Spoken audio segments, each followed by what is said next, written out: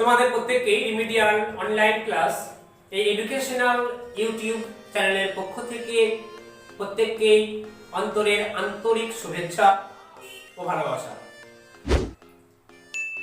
নিত্যদিনের মতো আজকে আমি উচ্চ মাধ্যমিক 2020 ছাত্রছাত্রীদের জন্য Wbta একটা গুরুত্বপূর্ণ সলভ নিয়ে উপস্থিত হয়েছি। আজকে Wbta ফিলোসফি সাবজেক্টের সেট নাম্বার 3 পার্ট এ তে যে 8 নম্বরের 5টি বড় প্রশ্ন থাকে সেই 5টি বড় প্রশ্নের সলভ নিয়েছি। যথেষ্ট গুরুত্বপূর্ণ, কারণ বড় প্রশ্নে অনেকেই তোমরা ভুল করো। কোন প্রশ্নটা কি অনেকে হয়তো সঠিকভাবে ধরতে না পেরে ভুল প্রশ্ন উত্তর দেওয়া আসে। আমি সেগুলোকে পুঙ্খানুপুঙ্খভাবে বিশ্লেষণমূলকভাবে আমি সেগুলোকে বোঝানোর চেষ্টা করছি। আশা করছি বিষয়গুলোকে ভালোভাবে বুঝতে পারলে অবশ্যই প্রত্যেকটা বড় প্রশ্নের আনসার তোমরা করতে পারবে। আর এরকম ভাবে ধারাবাহিকভাবে তোমরা প্রত্যেকটা সলভকে দেখতে থাকো, অবশ্যই আমি গ্যারান্টি দিয়ে বলতে পারি তোমরা 80-তে 80 আনসার করতে পারবে।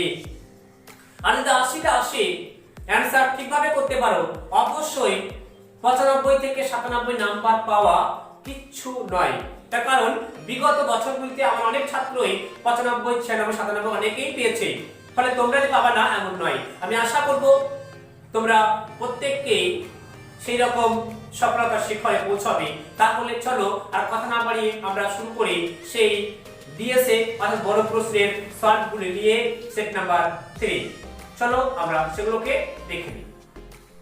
প্রিয় শিক্ষার্থীরা, তাহলে তোমরা দেখছো Wbta সেটের Wbta ফিলোসফি কোশ্চেনের পেপার নাম্বার 3 অর্থাৎ 3 নাম্বার সেটের পার্ট এ বড় প্রশ্ন দেখো 8 গণিত 5 = 40 অর্থাৎ 8 নম্বরে 5টি প্রশ্ন করতে হবে, পেজ নাম্বার 71। তো আমি বড় প্রশ্নগুলো আস্তে আস্তে সলভ করছি, তোমরা দেখতে থাকো। প্রয়োজনীয় বিষয়গুলোকে লিখে নাও, বচনের শ্রেণীভাগ করো এবং প্রত্যেক প্রকার বচনের সংজ্ঞা দাও। তোমরা জানো যে বচন দুই প্রকার, একটা হচ্ছে নিরপেক্ষ বচন আর একটা সাপেক্ষ বচন, এবং এই বচনগুলোর সংজ্ঞা দিতে হবে। নিরপেক্ষ বচন কাকে বলে, সাপেক্ষ বচন কাকে বলে। অথবা নিচের বাক্যগুলি তর্ক বিজ্ঞান সম্মত বচনে রূপান্তরিত করো ও তাদের গুণ ও পরিমাণ উল্লেখ করো। এবছর গুণ ও পরিমাণ মাস্ট আসবেই, সেই কারণে প্রত্যেকটা সেটে গুণ পরিমাণকে ধরা হয়েছে। এখানে বলা হচ্ছে অভিজ্ঞতার চেয়ে বড় শিক্ষক নেই, এটা হবে ই বচন। ই বচনের পরিমাণ অবশ্যই জানো, পরিমাণ হচ্ছে সামান্য আর গুণ হচ্ছে নগর্থক। 2 নাম্বার, কিছু রোগ মারাত্মক, আই বচন হবে, পরিমাণ বিশেষ আর গুণ হচ্ছে সদর্থক। 3 নাম্বার, যদি কোনো দেশ স্বাধীন হয় তাহলে তা উন্নয়নশীল, যদি কোনো দেশ স্বাধীন হয় তাহলে তা উন্নয়নশীল, এটাকে করবে এ বচন, সামান্য, পরিমাণ সামান্য আর গুণ হচ্ছে বিশেষ। 4 নাম্বার, আগুন, এটা তাকলেই করা হয়েছে, বানানটা ভুল আছে, এটা থ হবে, থাকলেই ধোঁয়া থাকে না, আগুন থাকলেই ধোঁয়া থাকে না, এটা হবে ও বচন, পরিমাণ হবে বিশেষ আর গুণ হবে নগর্থক। বেশ, এবার এসো 2 নাম্বার। দেখো একদম নতুন ধরনের একটা কোশ্চেন চলে এসেছে, আশা করছি অনেকেই তোমরা জানো না, কারণ এইভাবে কিন্তু বইয়ে আলোচনাই করা থাকে না। নিষেধমূলক আবর্তন বলতে কি বোঝো? আমরা দেখো প্রত্যেককে জানি যে আবর্তন দুই প্রকার, একটা সরলাবর্তন বা সরলাবর্তন বা সমাবর্তন, আর একটা হচ্ছে অসরলাবর্তন বা সীমায়িত আবর্তন। তো এখানে বলা হয় যে নিষেধমূলক আবর্তন বলতে কি বোঝো? নিষেধমূলক আবর্তনকে কি প্রকৃত আবর্তন বলা যায়? দেখো এখানে নিষেধমূলক আবর্তন বলতে আমরা ও বচনের আবর্তনকেই ধরব, কারণ ও বচন একমাত্র নিষেধমূলক বচন, আর সেই কারণে এই ও বচনের আবর্তনটা আমাকে ব্যাখ্যা করতে হবে। তা বলা হয়েছে নিষেধমূলক আবর্তনকে কি প্রকৃত আবর্তন বলা যায়?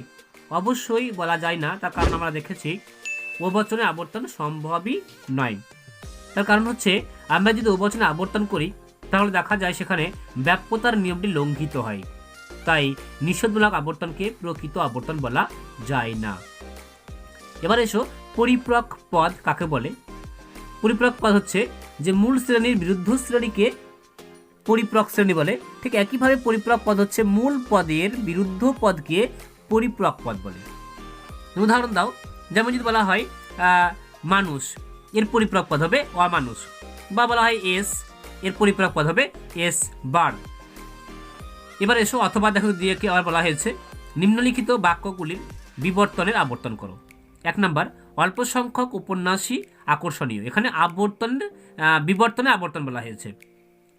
অল্প সংখ্যক উপন্যাসী আকর্ষণীয়, এটা হবে আইবচন। আইবচনের বিবর্তন হয় ও বচন, আর ও বচনের আবর্তন হয় না, তাই লিখবে যে ও বচন আবর্তন সম্ভব নয়। 2 নাম্বার, একটি ছাত্র চতুর। এই একটি কথার উল্লেখ থাকলে বাক্যটি সদর্থক হলে সেটাকে আইবচন করতে হয়, তাহলে আইবচন হবে। আইবচন করার পরে বিবর্তন করবে ও বচন, একইভাবে আবার তার আবর্তন হবে না, কারণ বচন আবর্তন হয় না। 3 নাম্বার, অসাধু লোক ধনী হতে পারে না। অবশ্যই চোখ মুজে তোমরা ই বচন করবে। অসাধু লোক ধনী হতে পারে না, ই বচন করবে। ই বচনের বিবর্তন হয় ও, আর ও বচনে আবর্তন হয় না। দেখো প্রত্যেকটা ক্ষেত্রে কিন্তু ও চলে আসছে আবর্তনে, আর আবর্তন হচ্ছেও না। 4 নাম্বার, একটি উত্তরও নির্ভুল হয়নি।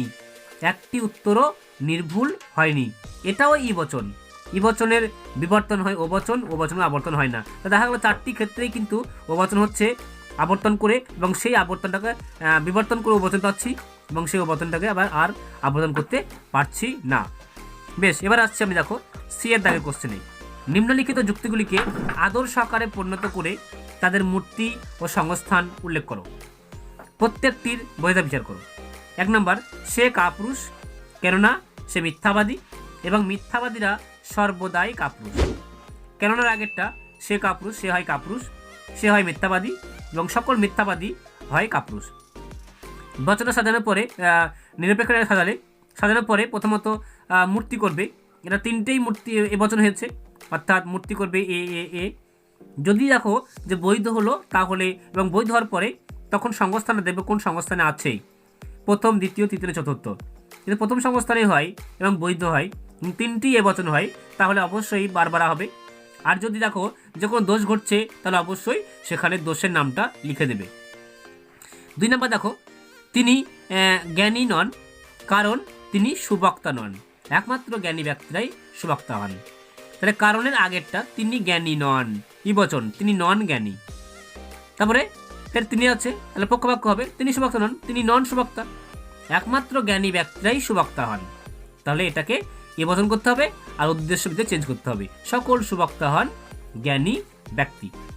এটা করার পরে মূর্তিটা করলে কোন বচনে আছে দেখলে সংস্থা নির্ণয় করলে, সংস্থা নির্ণয় করার পরে যদি বৈধ হয় বৈধ মূর্তির নাম, আর যদি অবৈধ হয় 5টা নিয়মকে প্রথম 5টা নিয়মকে প্রয়োগ করবে, প্রথম, দ্বিতীয়, তৃতীয়, চতুর্থ, পঞ্চম, এবং যদি কোনো দোষ পাও তাহলে দোষটা লিখে দেবে। আর যদি বৈধ হয় অবশ্যই বৈধ মূর্তির নাম, যে 19টি বৈধ মূর্তি আছে সেগুলো। বেশ, এবার এসো, এটা এবার অথবা দেওয়া হয়েছে, অথবা নিম্নলিখিত বিষয়গুলি সম্পর্কে উপযুক্ত উদাহরণ সহকারে সংক্ষিপ্ত টিকা লেখো। 1 নম্বর দেখো, নিরপেক্ষ ন্যায়ের সংস্থান। নিরপেক্ষ ন্যায়ের সংস্থাকে ব্যাখ্যা করতে হবে। তো প্রথমে তোমাকে আগে সংস্থানের সংজ্ঞা দিতে হবে, তারপর সংস্থাকে 4 ভাগে ভাগ করা যায় লিখতে হবে, এবং প্রত্যেকটা সংস্থানকে একে একে সেটা তোমাদের ব্যাখ্যা করতে হবে। তারপরে দেখো 2 নম্বর, নিরপেক্ষ ন্যায়ে সাধ্য পদ, পক্ষ পদ এবং হেতু পদের কাজ। আমরা প্রত্যেক জানি নিরপেক্ষ ন্যায়ে 3টি পদ থাকে, সাধ্য, পক্ষ, হেতু। প্রত্যেকটা পদের কাজকে উদাহরণ দিয়ে উল্লেখ করতে হবে এবং তাদের কাজগুলো লিখতে হবে। ডি, মিলের সংযুক্ত পদ্ধতি ব্যাখ্যা করো। সংজ্ঞা, আকার, দৃষ্টান্ত, সুবিধা 2টি, অসুবিধা 2টি। আমরা দেখছি তোমাদের সিলেবাসে আছে মোট মিলের পদ্ধতি 5টি। সেই 5টি পদ্ধতির মধ্যে তোমাদের পাঠ্য হচ্ছে 4টি, পরিশেষ পদ্ধতি বাদ দিয়ে। তো আগের বছর চলে এসেছে তোমাদের সহপরিবর্তন পদ্ধতি, ফলে এবছর ডাইরেক্ট নাম দিয়ে মিলের অন্যয়ী পদ্ধতি, মিলের অন্যয়ী ব্যতিরেকী পদ্ধতি, আর ব্যতিরেকী পদ্ধতি। এই 3টি পদ্ধতির মধ্যে যে কোনো একটি পদ্ধতি আসবেই। তো মিলের সংযুক্ত পদ্ধতি কথার অর্থ হচ্ছে মিলের অন্যয়ী ব্যতিরেকী পদ্ধতি বা দ্বৈত অন্যয়ী পদ্ধতি। এর প্রথমে সংজ্ঞা দিবে, তারপরে আকারটা দিবে, আকার দেওয়ার পরে 2টি সুবিধা আর 2টি অসুবিধা, একদম 8 সম্ভব। অথবা দিয়ে তারপর দেওয়া হয়েছে চিহ্নিতকরণ করতে হয়। এখানে আশা করছি তোমরা কেউ অথবাটা অ্যাটেন্ড করবে না, তার কারণ যদি একবার উদাহরণটিকে তোমরা চিনতে ভুল করো এবং ভুলবশত তোমরা ধরো এটা সহ পরিবর্তন তোমরা লিখলে ব্যতিরেকি দিয়ে ব্যাখ্যা করলে টোটালটাই 0 পেয়ে যাবে, অতএব কেউ এদিকে আগাবে না। এবার এসো ই, নিচের আরোহ যুক্তিগুলি বিচার করো এবং কোনো দোষ থাকলে তা উল্লেখ করো। দেখো প্রথমেই 1 নম্বর 2 নম্বরে দুটি উদাহরণ দেওয়া হয়েছে।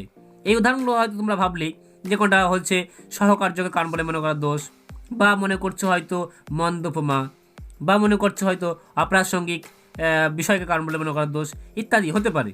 তো একটি বিষয়কে যদি আর একটি বিষয় হিসাবে ধরে নাও ভুলবশত এবং ব্যাখ্যা করো, তাহলে কিন্তু একটা নাম্বারও পাওয়ার কথা নয়, সম্পূর্ণ জেরে চলে আসবে। সেই কারণে তোমরা ইয়ের দাগে 1 আর 2টাকে ফলো না করে সরাসরি চলে আসবে অথবার দাগে। সেখানে দেখো টিকা দেখা আছে, টিকা বলা হয়েছে ভালো উপমা আর 2 আবশ্যিক শর্তকে সম্পূর্ণ কারণ হিসাবে গ্রহণ করা জনিত দোষ। এই দুটো টিকা অ্যাটেন্ড করবে। ভালো উপমা টিকা, তবে আমি বলি তোমাদের উপমা 2 প্রকার, উপমাযুক্ত 2 প্রকার, একটা ভালো উপমা 2 প্রকার, ভালো উপমা আর মন্দ উপমা। এখানে সব জায়গায় দেখা যায় যে মন্দ উপমার দোষটাকে ব্যাখ্যা করতে বলা হয়, কিন্তু তা না বলে দেখো এখানে বলা হয়েছে ভালো উপমা। যাই হোক, তোমরা ভালো উপমার ব্যাখ্যা করবে আর দিয়ে দেখো আবশ্যিক শর্তকে সম্পূর্ণ কারণ হিসাবে গ্রহণ করা যেন দোষ। এই যে তোমরা ইয়ের দাগে কোশ্চেন দেখছো, এই টিকাগুলো, এই টিকা এবং ডি এর দাগেও যে মিলের সংযুক্ত পদ্ধতি অলরেডি চ্যানেলে আপলোড করা হয়েছে। তোমরা আমাদের চ্যানেলে গিয়ে 12-এর যে ফিলোসফি আছে সেখানে যাবে প্লেলিস্টে এবং সেখান থেকে দিয়ে তোমরা এই ক্লাসগুলিকে সংগ্রহ করবে। অনেক দিন আগেই দেখবা এইরকম ধরনের গুরুত্বপূর্ণ ক্লাসগুলিকে অলরেডি আপলোড দেওয়া হয়েছে। তো প্রিয় শিক্ষার্থীগণ, ঠিক এর পরের সেটটি পেতে তোমরা একটু অপেক্ষা করো, জাস্ট ওয়েট।